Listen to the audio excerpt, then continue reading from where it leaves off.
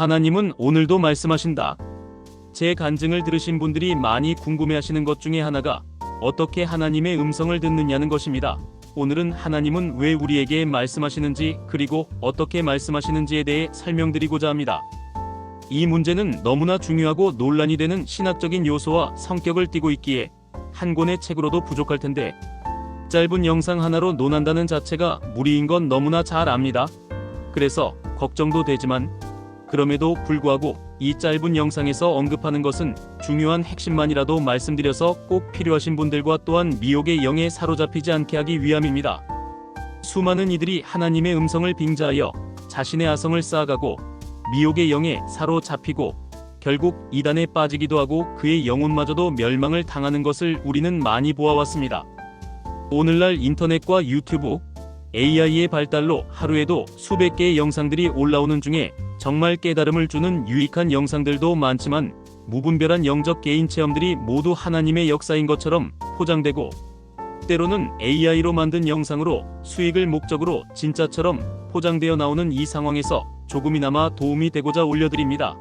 결코 개인의 주관적 영적 체험들을 객관화시켜서도 안 되고 비성경적인 것을 가장 신령한 것처럼 오도했어도 안 된다는 사실입니다. 오늘 영상에서는 하나님은 오늘도 말씀하시는데 왜 말씀하시는지 그 이유와 하나님이 말씀하시는 방법 7가지를 제시해드립니다. 영상 편집 글자수 제한 때문에 다음번 영상에서는 하나님의 음성을 구별하는 방법에 대해서 설명드릴 테니 꼭 이어서 시청해 주실 것을 미리 말씀드리겠습니다.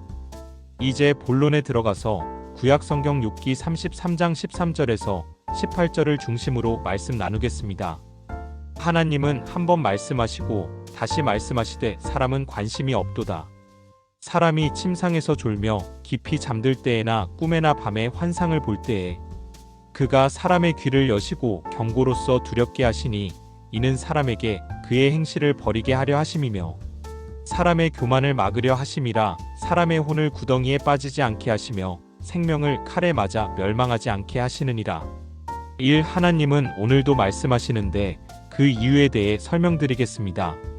14절을 보면 하나님은 말씀하시고 다시 말씀하신다고 기록하고 있습니다. 히브리서 13장 8절에서는 예수 그리스도 즉 하나님은 어제나 오늘이나 동일하신다고 했습니다. 이는 구약 시대에 말씀하신 하나님께서 지금도 성경 안에만 갇혀 계시지 않고 환경과 시공간을 초월하여 오늘도 언제든지 우리에게 말씀하신다는 의미입니다. 그렇다면 왜 하나님은 말씀하실까요? 첫째로 17절에 사람으로 하여금 그의 행실꾀를 버리도록 하기 위함입니다. 자신의 생각과 고집과 욕심, 때로는 세상의 죄된 방법이나 속임수, 하나님이 기뻐하지 않는 방법으로 나아가려는 게 일반적인 사람들의 모습입니다. 그러나 하나님의 음성을 듣고 그분의 뜻과 섭리를 깨달은 영적 사람들은 자신의 생각과 인간적 방법을 버리고 주님을 더욱 의지하고 그분의 은혜로 살아가기 위해 힘쓰게 될 것이기 때문입니다. 너는 마음을 다하여 여호와를 신뢰하고 내 명철을 의지하지 말라. 너는 범사의 그를 인정하라. 그리하면 내 길을 지도하시리라. 잠 35:6. 둘째로 17절 이하의 말씀처럼 사람의 교만을 막으려 하심입니다. 하나님이 가장 염려하고 싫어하시고 경계하시는 것은 사람의 교만입니다. 신명기 8장 12절에서 14절에 이스라엘 백성들이 가나안 땅에 들어가서 풍부하게 될 때에 그들의 마음이 교만하여 지금까지 인도하신 하나님 여호와를 잊어버릴까 염려하셔서 이스라엘 백성들을 40년 광야 생활을 통해 시험하시고 낮추시고 또 낮추셨다고 말씀하십니다. 그러므로 자신의 수단과 방법으로 하여 혹시 잠깐의 성공에 빠져 하나님을 잊어버리고 교만할까봐 염려하셔서 오늘도 주님은 말씀하고 계십니다. 교만은 패망의 선봉이요 거만한 마음은 넘어짐의 앞잡이니라. 잠 1618. 셋째로 18절에 사람의 혼을 구덩이에 빠지지 않게 하시기 위함입니다. 혼이 구덩이에 빠진다는 것은 함정이나 시험과 미혹에 빠져 어려움을 만나는 것을 말합니다. 고린도전서 10장 13절을 보면 하나님은 감당하지 못할 시험당함을 허락하지 않으시고 시험당할 즈음에 또한 피할 길을 내사 능히 감당하게 하시는 분이십니다. 범사의 주의 인도하심으로 넘어지지 않고 승리의 삶을 이끄시기 위해 하나님은 오늘도 말씀하고 계십니다. 사람이 마음으로 자기의 길을 계획할지라도 그의 걸음을 인도하시는 이는 여호와시니라 잠백 69. 넷째로 18절 이하의 생명을 칼에 맞아 멸망하지 않게 하시기 위해 말씀하십니다. 자신의 행실을 절제하지 않고 교만하고 미혹에 빠지면 결국엔 생명까지 멸망당하는 것입니다. 그래서 사람의 귀를 여시고 때로는 무겁게 경고도 하시고 때로는 자상하게 말씀하셔서 인도하시는 것입니다. 시편 32편 8절을 보면 내가 너의 갈 길을 보이고 너를 주목하여 훈계하신다라고 말씀하셨던 것을 기억하십시오. 어떻게 하나님은 말씀하십니까? 첫째로 자연과 환경을 통해 말씀하십니다. 롬 1장 18절에서 23절을 보면 하나님은 그가 만드신 자연과 환경을 통해서도 자신을 계시한다고 하셨습니다. 물론 이 방법은 간접적인 요소가 강합니다. 하늘이 하나님의 영광을 선포하고 궁창이 그의 손으로 하신 일을 나타내는도다. 둘째로 꿈이나 환상으로 말씀하십니다. 욥기 33장 15절에서도 말씀하고 계십니다만 성경에는 꿈과 환상을 통해 말씀하시는 것을 많이 봅니다. 오늘날도 꿈과 환상으로 주님의 인도를 많이 받습니다. 물론 이것을 잘 분별하고 잘 해석해야 되는 것도 중요합니다. 저는 고등학교 3학년 때 진학을 위해 하나님의 뜻을 알기 위해 15일 새벽 작정 기도를 한 그 다음날 새벽에 비몽사몽간에 들려온 주님의 굵고 중엄한 음성으로 너는 즉시 일어나 에스겔 1장 1절을 펼쳐보아라 는 음성을 듣고 주님의 부르심을 확신하였습니다. 포항에서 경기도 가평의 한월산 기도원을 물어물어 찾아가서 3일 금식 기도도 하고 신영균 목사님이 인도하시는 민족복음화 대성회에 참석하여 많은 은혜를 받고 15일 새벽 작정 기도 후에 들었던 그 음성은 수십 년이 지난 지금도 제 뇌리를 때립니다. 그 음성으로 가방 하나 들고 서울에 올라와서 수많은 고난을 겪으며 주의 종에 가는 길에서 든든한 믿음의 확신으로 저를 여기까지 지켜준 말씀이셨습니다. 하나님이 말씀하시기를 말세에 내가 내 영을 모든 육체에 부어주리니 너희의 자녀들은 환상을 보고 너희의 늙은이들은 꿈을 꾸리라. 셋째는 천사를 통해 말씀하십니다. 성경의 많은 곳에서 천사를 통해 하나님의 말씀을 전하는 것을 봅니다. 오늘날도 천사를 통해 하나님의 말씀을 받았다는 검증된 이들의 간증도 많습니다. 만일 1천 천사 가운데 하나가 그 사람의 중보자로 함께 있어서 그의 정당함을 보일진대. 넷째는 성경 말씀으로 하나님은 말씀하십니다. 히브리서 4장 12절과 디모데후서 3장 16절처럼 하나님의 말씀은 살아 운동력이 있고 성령의 감동으로 기록된 말씀이라고 하셨습니다. 성경이 완성된 현재 우리에겐 가장 안전하고 확실한 하나님의 음성을 듣는 방법일 것입니다. 성경 말씀으로 주시는 음성은 크게 세 가지로 구분하겠습니다. 하나는 말 그대로 성경을 읽고 묵상하고 큐티하는 중. 그 말씀 속에서 강력히 살아 움직이는 듯한 말씀을 통해 은혜, 경고, 깨달음, 주님의 뜻을 알게 될 때입니다.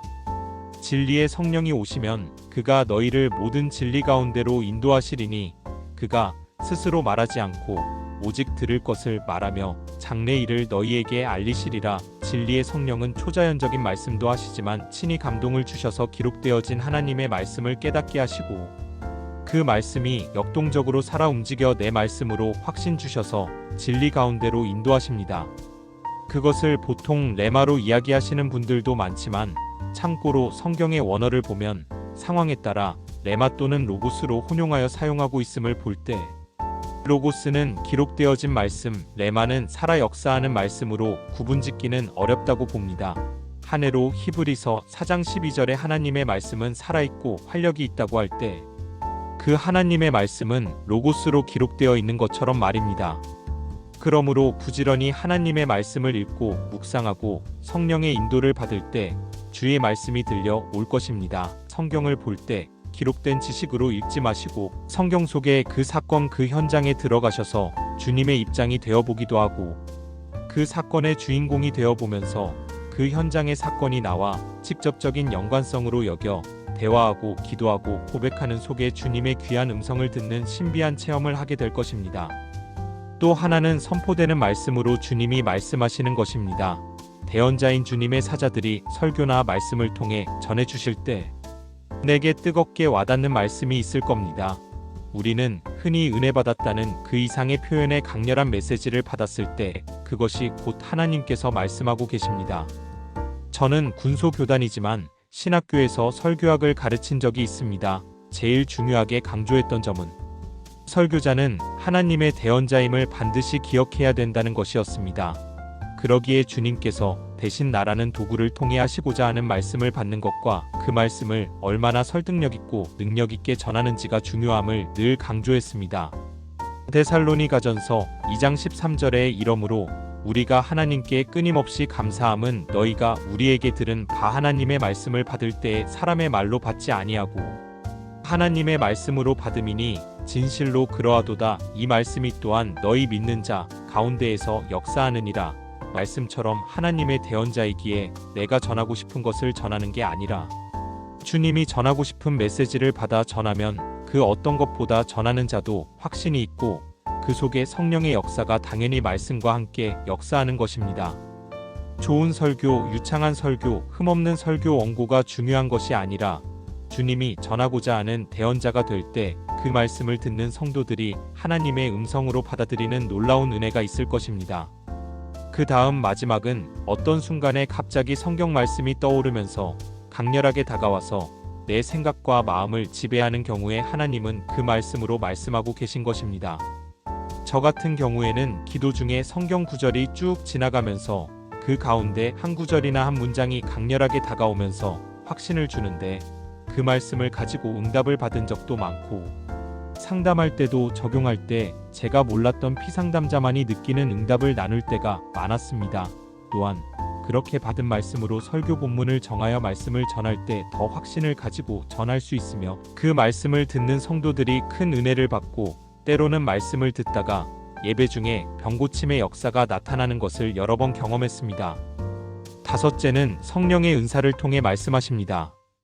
고린도전서 12장의 은사 중에 예언의 은사나 방언 통변의 은사를 통해 하나님께서 성령님의 역사로 말씀하십니다. 방언을 통변하다 보면 그 영의 기도 가운데 하나님이 말씀하시는 것을 영으로 통변이 되는 것입니다. 그러나 고전 15장 29절에 분별하라고 했으니 잘 분별해야 합니다. 어떤 경우는 자신의 생각이나 감정으로 나오는 경우도 있고 미혹의 영의 역사도 많기 때문에 이러한 은사를 받은 분들은 그 어떤 사람보다 더 하나님과의 관계와 영적 상태를 잘 유지함이 중요하다 할 것입니다. 여섯째는 선지자나 주의 종들, 은사자들을 통해서 말씀하십니다. 그들의 기도 중에나 특별한 은사를 통해 받은 말씀을 전해줄 수가 있습니다. 시편 107편 20절에 그가 그의 말씀을 보내어 그들을 고치시고 위험한 지경에서 건지시는도다라고 말씀하셨듯이 성경에는 선지자나 사도들을 보내사 하나님의 말씀을 전해주셨고 현재에도 주의 종들이나 은사자들을 통해 전해주시기도 하십니다. 설교를 듣는 중에 설교자를 통해 주시는 말씀도 있고 중보기도를 하던지 아니면 특별한 체험을 통해 메신저가 되도록 하실 때가 많습니다. 일곱째는 기도 중에 들려주는 음성이 있습니다. 그 음성의 주체가 하나님, 아버지나 예수님, 성령님이 될 수도 있습니다. 그러므로 특별한 은사를 받지 않았어도 기도 중에 말씀을 받는 분들이 많습니다. 그 무엇으로 표현할 수 없는 평안하면서도 잔잔한 가운데 세미하게 어떤 경우에는 중엄하고 자비로운 음성으로 아니면 사랑 가득한 음성으로 들려주십니다. 물론 경고할 때는 그 음성이 다르게 다가오겠지요. 제가 암투병 중일 때 하나님께서 여러 말씀을 주셨는데 성경 말씀으로 아니면 방언 통변으로 주셨고 몇 번은 기도 중에 세미하게 말씀을 주셨습니다. 그중 2개만 소개합니다. 나중에 제 투병 중에 받은 말씀을 일기 형식으로 나눌 기회를 따로 만들겠습니다. 첫 번째는 제 첫 간증 집회 영상에서 말씀드렸듯이 2024년 5월 14일 건대병원에서 조직검사와 CT 촬영한 이틀 후 16일 조직검사를 통해 의사로부터 두경부암 말기쯤 된다는 진단을 받았습니다. CT 결과가 나오지 않은 상태이기에 당시엔 정확하게 몇 기라는 판명을 받기 전이었습니다. 그날 저녁 제 기도 처소에 가서 진지하게 주님 앞에 눈물로 기도할 때 새벽 한 2시쯤에 들려주신 음성입니다. 사랑하는 종아, 내가 너에게 일기도 아니고 이기도 아니고 사기를 때린 것을 너는 아니? 그래야 내가 완전히 두 손 들고 내게 나와 기도할 것이고 내가 부르짖고 기도할 때 내가 너를 치료하겠고 한국 강단의 능력 있는 종으로 다시 세우리라. 낙심하지 말고 기도하라는 말씀이셨습니다. 잔잔하면서도 세미하게 그러면서도 또렷하게 스며들듯이 깊은 심령에서부터 울려왔습니다. 귀로 듣는 것이 아니라 심령에서 들려오는 음성이기에 무엇으로도 표현 못할 영적 상황이었습니다. 저는 그 음성을 듣고 얼마나 울었는지 모릅니다. 전에도 진지하게 기도할 때 가끔씩 듣던 세미한 주님의 음성이었습니다. 참고로 제 개인적인 체험으로는 하나님 아버지의 음성은 준엄하면서도 웅장한 음성처럼 들렸고, 예수님의 음성은 사랑이 가득한 음성으로 타이르듯 아니면 위로와 격려하듯 따스하게 들렸고, 성령님의 음성은 주로 세미하고 잔잔하게 안개처럼 스며들듯 들려오지만 때로는 강렬하게 바람같이 임하는 주제에 따라 다양한 형태의 음성이었습니다. 두 번째 말씀은 2024년 7월 28일 오후에 기도를 하는데 방언 통병 같기도 하면서도 다른 체험으로 내가 왜 이 병이 왔는지 너는 알고 있노라. 내가 너를 사랑하여 병을 안고 너에게 찾아왔노라. 오늘 내게 한 가지 증거를 주겠다. 내가 너를 사랑하는 증거니라는 말씀이셨습니다. 마태복음 8장 17절에 우리의 연약한 것을 담당하시고 병을 짊어지셨도다라고 하셨는데 예수님의 음성처럼 들렸습니다. 그 증거로는 그날 저녁에 일어났습니다. 며칠 전부터 유튜브 영상을 통해 광명의 어느 목사님께 꼭 안수를 받고 싶다는 사모하는 마음이 있었지만 연락할 방법이 없었는데 늘 저를 위해 기도해 주시는 지인 목사님과 통화하던 중 마침 같은 고향 출신이라 내일 바로 교회 가서 주선해 주시겠다고 하셔서 얼마 기뻤는지 모릅니다. 아, 이것이 그 증거구나 라고 확신했습니다. 그리고 그 목사님의 도움으로 3일 후 7월 31일 그 교회를 방문하여 목사님과 대화하는데 그분은 목사님은 하나님과 1대1로 해결을 보셔야 됩니다 라며 안수를 해주지 않으셨습니다. 제가 처음 안말기쯤 됩니다 라는 의사의 말을 듣는 순간 초연해지며 내 평생 소망하고 그렇게 기도했던 치유의 은사를 내 병을 통해 야곱처럼 기도하여 승리하길 원하시는 주님의 뜻임을 깨달았던 것이 생각났고 그날 밤에 기도 중에 주님이 제게 들려주셨던 첫 번째 음성과 연결되었습니다. 그리고 내 종을 내가 살리리라는 응답을 받아주신 평택의 귀한 목사님도 처음에는 그분의 기도 처소에서 함께 거주하며 기도하시길 권하셨다가 나중으로 미루셨는데 그때도 저는 깨달았습니다. 하나님은 1대1로 승부를 보시기 원하신다는 성령의 감동이 있었는데 광명의 그 목사님을 뵙고 더욱 주님의 뜻을 알게 되었습니다. 그것은 내가 왜 이 병이 왔는지 너는 알고 있노라는 그 의미와 연결되었고 내가 야곱처럼 하나님과 1대1로 해결하길 원하시는 주님의 뜻을 더욱 알게 된 주님의 음성이었습니다. 그러기에 더욱 하나님께 간절하게 매달려 기도할 수 있었습니다. 이제 글을 맺으려고 합니다. 하나님은 말씀하시고 다시 말씀하십니다.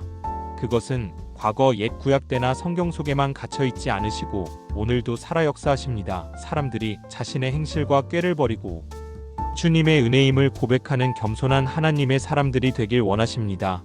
또한 미혹과 시험에 들지 않고 주님의 풍성한 은혜 속에 우리의 영혼이 강건해지고 잘될 뿐만 아니라 주님의 귀한 사명을 감당하는 믿음의 영적 거장들이 되시길 원하시기 때문입니다. 오늘 말씀드린 7가지 방법을 통해 하나님의 음성을 듣고 날마다 승리하는 귀한 믿음의 성도들과 동역자들이 되길 소망합니다. 첫째는 자연과 환경을 통해 말씀하십니다. 둘째는 꿈이나 환상으로 말씀하십니다. 셋째는 천사를 통해 말씀하십니다. 넷째는 성경 말씀으로 말씀하십니다. 기록된 성경 말씀을 통해 선포되는 설교 말씀을 통해 성경 구절이나 뜻이 강렬하게 살아 역사함으로 말씀하십니다. 다섯째는 성령의 은사를 통해 말씀하십니다. 여섯째는 선지자나 주의 종들 은사자들을 통해 말씀하십니다. 일곱 번째는 기도 중에 들주시는 음성이 있습니다. 다음 영상에서 하나님의 음성 분별하는 방법에 대해서 말씀드리겠습니다만 꼭 기억해야 될 것은 하나님의 음성을 반드시 분별할 수 있어야 한다는 것입니다. 그렇지 않으면 자신의 영적 상황만 아니라 교회나 신앙 공동체 안에 영적 혼란을 야기시키는 사탄의 도구로 이용될 수 있다는 것을 명심하십시오. 반드시 성경에 입각하여 분별하십시오. 구약에서는 율법이 신앙생활의 기준점이었고 지금은 성경 66권의 말씀이 우리 신앙생활의 기준점이 됩니다. 그리고 영들 분별의 은사를 구하여 받으십시오. 또 하나 잊지 말아야 할 것은 자신의 영적 상태 즉 하나님과의 관계와 친밀한 교제의 유무를 잘 파악하여 내 욕심과 잠재의식 속에서 나오는 육의 생각이 아닌지 잘 살펴봐야 합니다. 하나님의 음성을 전하는 종들의 영적 태도나 열매를 살펴보십시오. 마태복음 15장 15절에서 18절 말씀처럼 아름다운 열매가 없다면 상가하고 배척해야 됩니다. 갈라디아서 5장 22절로 23절의 성령의 9가지 열매를 맺기 위해 노력하는 모습과 태도가 있어야 할 것이며 갈라디아서 5장 19절로 21절의 육체의 열매를 보면 알 것입니다.